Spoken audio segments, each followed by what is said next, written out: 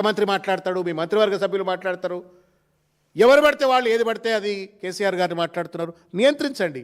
మిమ్మల్ని మీరు గౌరవించుకోవాలంటే ఇది కేవలం పొలిటికల్గా విమర్శ కోసం చెప్పేది కాదు. If you want to be respected you should learn to respect others. నిన్ను గౌరవించాలంటే నువ్వు ఎదుటోని కూడా గౌరవించాలా.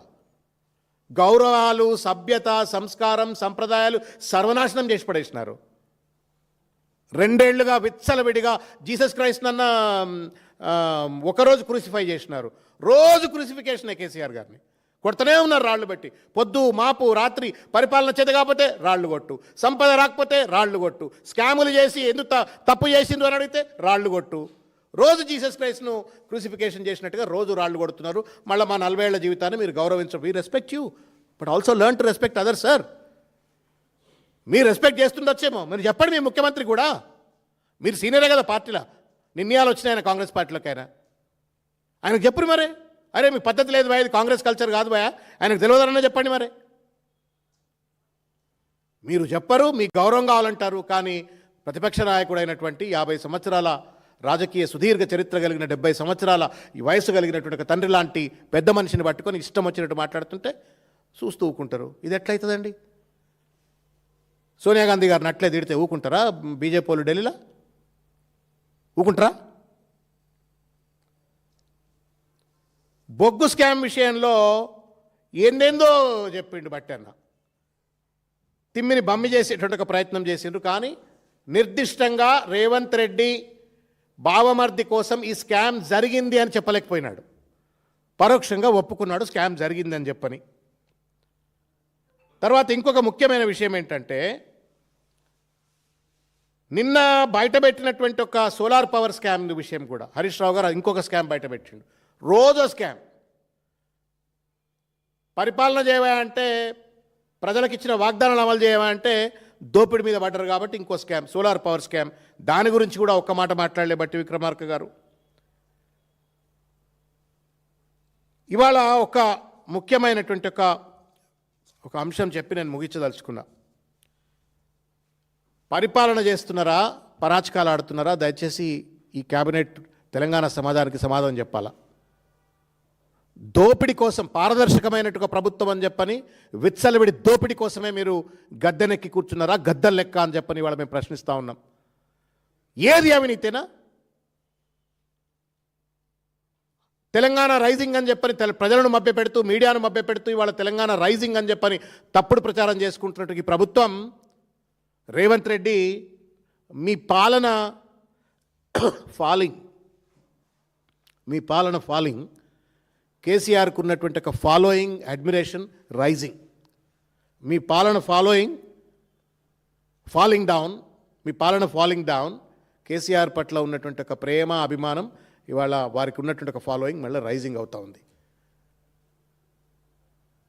దయచేసి మేము విజ్ఞప్తి చేస్తూ ఉన్నాం, ఈ చిల్లర మల్లర వేషాలు బంద్ చేయండి. ప్రభుత్వంలో ఉన్న పెద్దలందరూ మీరేం గుత్తేదారులు కాదు, మీ ఇష్టం వచ్చినట్టు చలామణి చేయండి అని చెప్పని ప్రజలేం మీకు రాసియలా. 5 ఏళ్ళు మీరు ఒక తోటమాల లెక్క ప్రభుత్వాన్ని, ప్రజలను, రాష్ట్రాన్ని కాపాడమని చెప్పని, భవిష్యత్తులో ఇంకా ముందుకు తీసుకెళ్ళమని చెప్పని అధికారం కట్టబెడితే గాదె కింద పందికొక్కులు లెక్క దోచుక తింటా ఉన్నారు. ఎక్కడ కమిషన్లు, ఎక్కడ టెండర్లు, స్కామ్లు, ఎక్కడ భూ స్కామ్లు, రియల్ ఎస్టేట్ దందాలు. అసలు పరిపాలనపై పట్టుందా? అసలు పరిపాలన చేస్తుందా మీకు? తుగ్లక్గాళ్ల రాజ్యం ఉన్నది ఇది. సెకండ్ సిట్ 2 సీట్లు వేసినారు. ఒకటే కేసుకు 2 సీట్లు. దేశంలో ఎవడే ఎక్కిపోవచ్చండి. మీరు కొంచెం రిసర్చ్ చేయరన్నా. మీరు కొంచెం బాగా రాకేష్ గారు, మీరంతా శ్రీనివాస్ గారు, మీరంతా బ్రిలియంట్ జర్నలిస్టులు కదా, కొంచెం రిసర్చ్ చేయరు. దేశంలో ఎక్కడన్నా ఒక అంశం పట్ల, ఒక కేసు పట్ల, ఒక ఎలిగేషన్ పట్ల 2 సిట్స్ హ్యావ్ బీన్ ఫార్మ్డ్ అని ఉంటే చూపెట్టరు నాకు.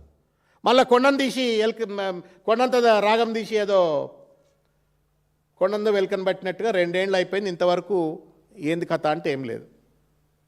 ఉట్టి బదనాం చేయడానికి, బట్టగాల్చి మీద వేయడానికి, కేసీఆర్ను, టీఆర్ఎస్ను, హరీష్ రావు గారిని బదనాం చేయడం కోసం కేసులను అడ్డం పెట్టుకునే ప్రయత్నం చేస్తూ ఉన్నారు. ఇది ఇట్లుంటే second SIT formation is not in the knowledge of the chief minister.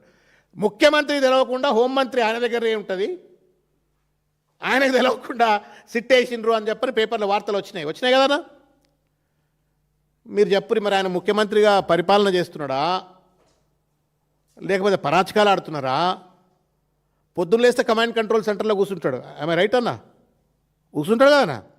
మరి కమాండ్ కంట్రోల్ సెంటర్లో కూర్చున్నాడు, అక్కడ కూర్చున్న ఆఫీసర్లను ఇంకెవడేస్తున్నాడు మరి సిట్ చెప్పరి? Who is running this government? Is police intelligence department running this government? Or chief minister running this government? Or the cabinet running this government? ఎవడు రన్ చెప్తాడు? సిట్ ఫార్మేషన్ ముఖ్యమంత్రికి తెలియదట. ఇలా జోక్ చూడ్రి. అలా ఎలకతోలు ఎంత రుద్దినా నలుపు నలుపే కానీ తెలుపు కాదని చెప్పని అంటారు కదా. అట్లా రియల్ ఎస్టేట్ మనస్తత్వం ఉంది కాబట్టి అన్ని రియల్ ఎస్టేట్ ప్రతి కార్యాలయం రేపు ఐటీ కంపెనీలు అన్నీ కూడా రియల్ ఎస్టేట్ కార్యాలయాలుగా మారిపోతేమో. జాగ్రత్త అన్న మీరు. మన పిల్లలకు ఉద్యోగాలు కూడా పోతేమో.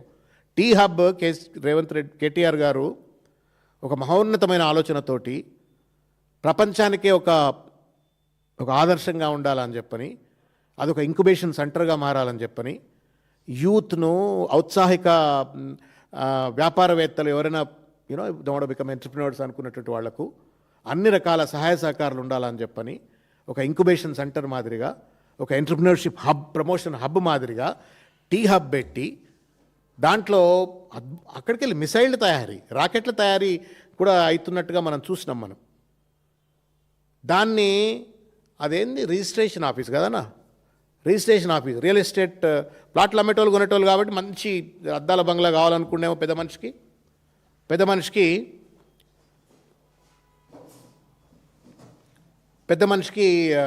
దాన్ని మార్చాలని ప్రయత్నం చేసిండ్రు. అది ఒక పేపర్లో వచ్చింది, జీవో వచ్చింది.